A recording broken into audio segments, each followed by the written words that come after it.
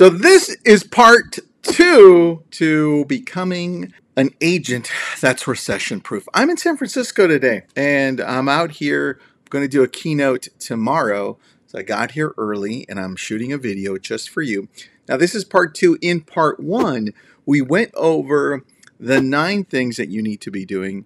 And it was getting a little too long, so I'm like, hey, let's make a part 2 to this and split it up so that you can continue to watch and not tune out. I've got 5 to 6 more things for you. Let's see how this pans out. Here we go.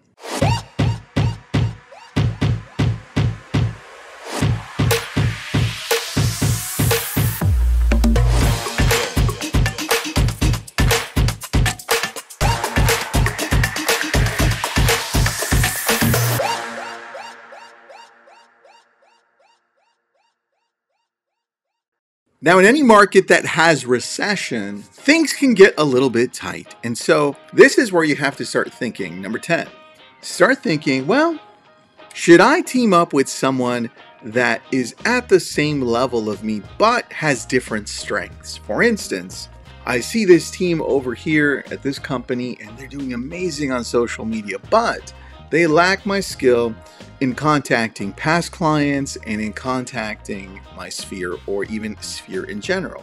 Maybe it would be a good idea to set up a conversation and see if maybe we can team up. And during the recession, during any recession, that's a good idea. Take a look at your competition and maybe approach and say, hey, have you ever thought of possibly teaming up? Because then during a time when things are a little tighter, you can come out of this recession or out of this economic crunch that we may have and do absolutely amazing. And I've seen teams do this and brokerages do this and individual agents do this that absolutely do great things.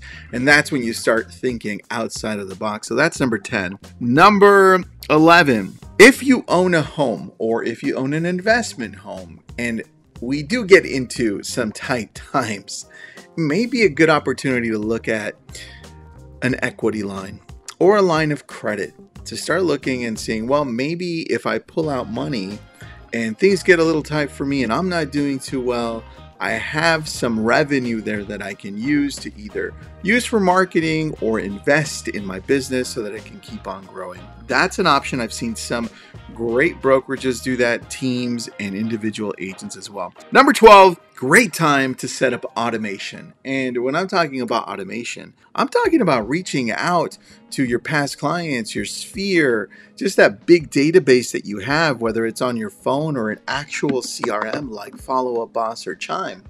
You've got to set up the automation. And a lot of these great CRMs have it built in, but you haven't taken the time to dive into it. So here is where I'm looking at you and saying, look at your CRM first.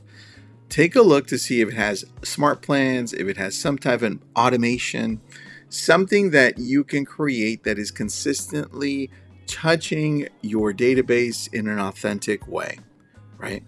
And if you don't, then take a look at something like Agentlegend or Call Action. Those are 2 great companies that allow for automation and they do a great job. I currently use them right now and we use them for different things. So automation. The next one I've got on my list is number 13, get your mind right. I should have started with this one as number 1. Wait a second, did I? No, I didn't. Well, look, it should have been number 1. Now it ends up being number 13, which is crazy. And when I say get your mind right, I'm talking about the wholeness of the mind. And when I say get your mind right, some of you may think, well, yeah, I'm reading or I'm learning, but there's a lot more to it. When I'm talking about the mind, I'm talking about your emotions. Like, what are you doing? What are you doing daily to stay on top of that? Are you giving yourself some time, some alone time to really connect with yourself, whether it is reading, whether it's going out and working out, whether it's hiking, whether it's you playing video games, whatever that looks like? Are you consistently working on your mind so that it remains emotionally at a high level? And of course, mentally, which is consistently learning, right? Consistently putting yourself in places that can give you a glimpse as to how other people do things differently. Those things not only inspire you, but also kind of lay the groundwork to what is possible for you, right? That's what I mean by spend time going deeper with your mind and making sure that your mindset is in a good place. Because look, all of us struggle with it. All of us have these negative thoughts and we're like, oh, I can't do this, or damn, that happened. I'm so stupid, or why do they get so lucky, right? That's not the mindset that I want you to have. There are some great books. You can read the book Mindset by Carol Dweck. That's an amazing book. And there are other books out there that can motivate you. They're great podcasts. Listen to ours, Brilliant Thoughts by Success Magainze. I'm always interviewing the most amazing people there. So that's what I'm talking about when it comes to the mind. And here, I've got the last one here for you. Number 14, believe it or not, is calling for sale by owners and expires. As our market shifts into more of a normal market, we're going to start seeing more opportunities for expireds. Homes that didn't end up selling at the crazy price they wanted. For sale by owners that are struggling to sell their homes because it's not as easy as it used to be, right? Because look, real estate is cyclical. This is going to happen again. So don't stop calling. Instead, use a company like RedX to start dialing. And if you suck at calling, because I know some of you do, or it's a little scary to pick up the phone and dial, RedX does such a great job in training you. They have this great number once you sign up where you can actually call and practice with a real life person. And I love that. I call it the bat phone. Anyways, RedX is great. Start thinking of, well, should I start calling expireds and for sale by owners? It may not be right now. It may be at the end of the year. It may be later. But start looking at that as the market shifts. That's an opportunity that not a lot of people want to take up because it's a little scary. And look, if I can remind you and maybe add a bonus here at the end, right? And no matter what business we're in, and in this case, I'm talking to mostly real estate agents. At the end of the day, this is a relationship business. The deeper you go with the people that already like you, the chances are higher that those people will come to you if they have any questions that pertain to real estate. It's just that you have to take the time to make them feel like you actually care, because you do, right? People always remember how you make them feel.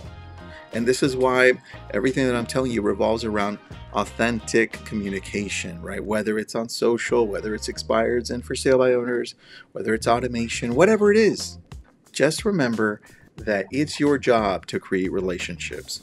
And handy dandy phone is the key to that. Use this more often with intent to connect with people authentically, and you'll be doing just fine in any market. Just make sure that you do more of it, because you're going to need to do more of whatever you're doing to succeed at a higher level. And if I'm going to reiterate one more thing, here it is.